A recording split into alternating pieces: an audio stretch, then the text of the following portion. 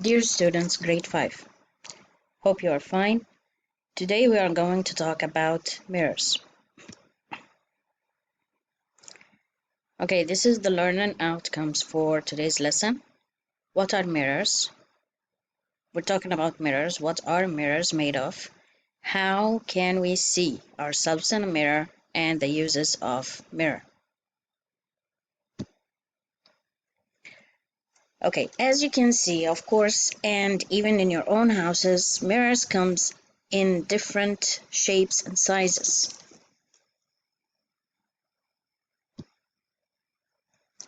But what are mirrors made of? Actually, mirrors are made of glass. Okay? But on one side it's covered with a sheet of metal which is designed to be a good reflector. So again, mirrors are made of glass, but on one side it's covered with a sheet of metal which is designed to work as a good reflector. So substances actually are divided into two types, reflectors and non-reflectors. Reflectors are materials that actually bounce the light off their surfaces. Like the mirror, for example. Imagine that here is the mirror and there is light falling on the mirror. As we have learned, this is called the incident ray, and that is reflected with the same angle, remember? The angle of reflection, and this is the angle of this is the angle of incidence, and this is the angle of reflection. Angle.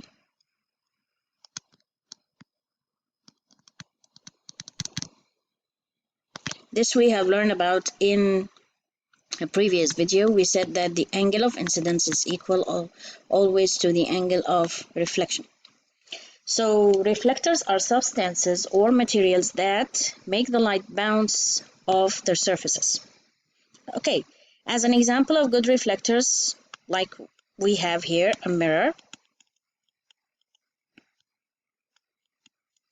And also, we always, as we were kids, we all have tried to look to ourselves to look at our image in a spoon. Okay, so spoon is made of metals, so we can say that mirrors and metals are very good reflectors. But what made a material a good reflector? Okay, a material is a good reflector when it has a smooth and shiny surface. So that's why we can see our picture in a mirror.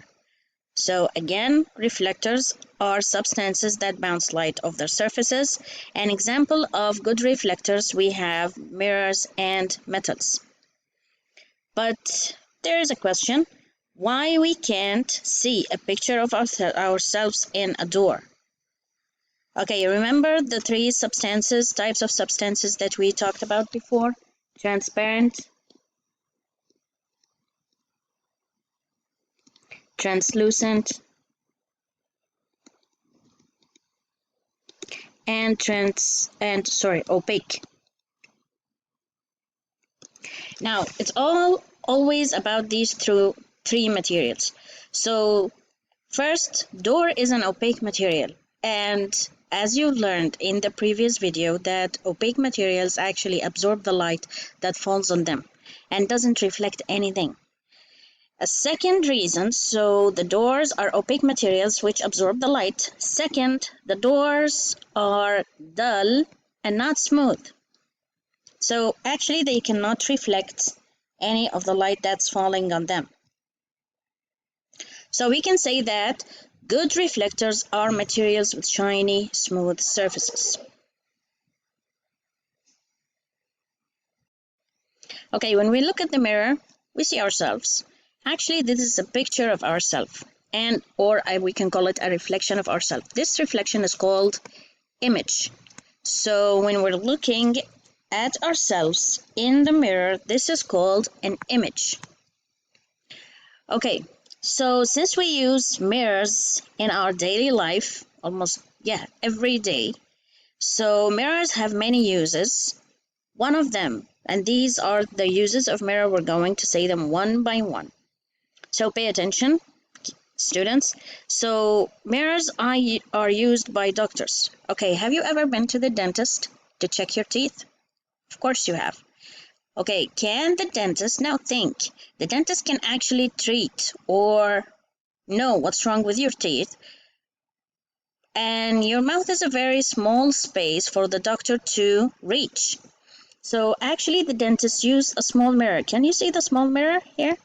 Yes, the doctor actually, or the dentist, used that mirror just to reflect the light from the headlight that he wears to check what's inside your mouth. So that's one useful thing to do with mirrors.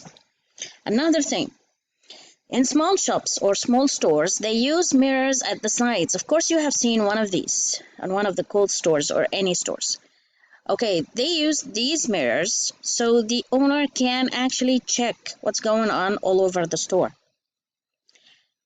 Another use of the mirror, and it's very important in preventing accidents.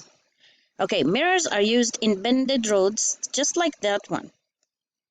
So how do they use the mirror? They use the mirror at each angle. Okay, here is one mirror and here is another mirror. Okay, so if there's a car coming that way and another car coming that way, there is no way they can see each other. But to prevent any accident, okay, this mirror, actually with the car there is light. So light travels to that mirror and then it's reflected to that mirror, okay, and then light travels here. Okay, sorry about that. The light actually is reflected to that mirror, and that mirror reflects the light so the driver from that side can't see what's happening from that side.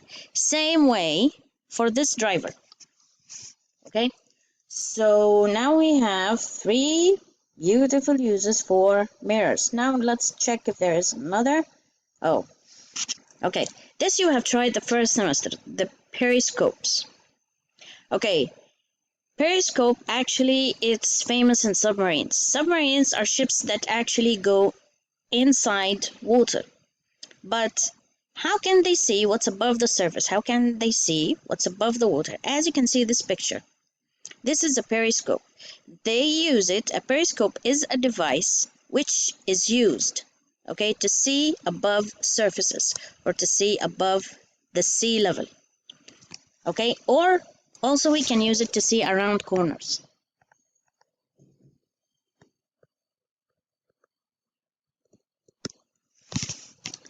So a periscope, but how can we make a periscope? How does it help to see around corners or see above things? This is a simple look from inside the periscope. Okay, the periscope actually is made of 2 mirrors. So the light falls on the first mirror, then it's reflected to the second mirror, so the light falls from here, and then it's reflected from the first mirror to the second mirror, and then it's reflected to your eyes so you can see. To be able to do that, both of these mirrors are in the periscope with an angle of 45 degrees. So in a periscope, again, there are 2 mirrors with 45-degree angles.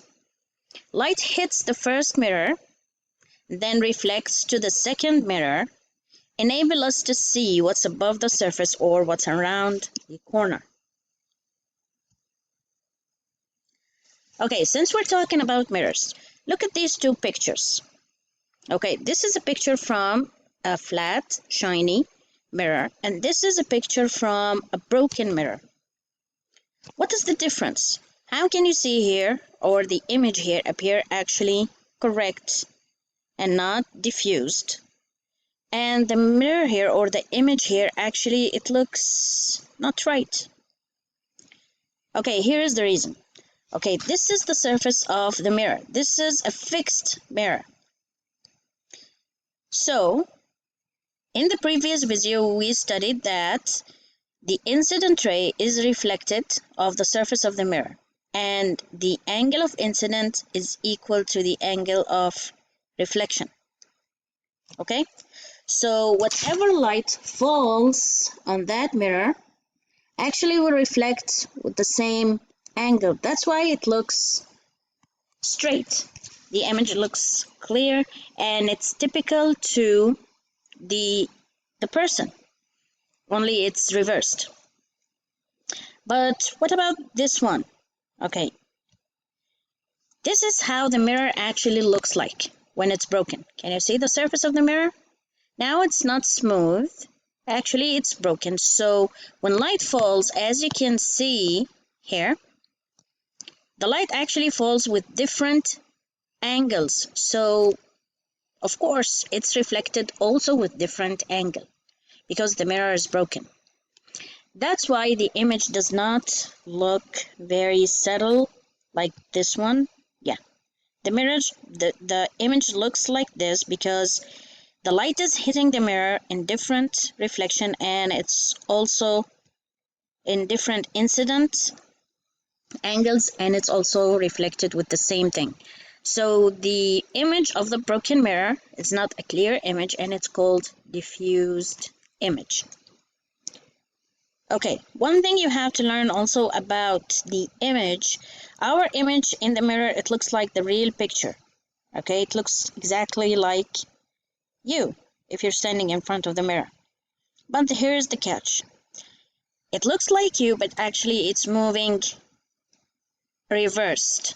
Okay, so when you're standing in front of the mirror, if you're raising your right hand, the image raises. In the image, it appears like it's the left hand. Okay, so the image is a clear, perfect image, and it's a true image, but it's reversed image.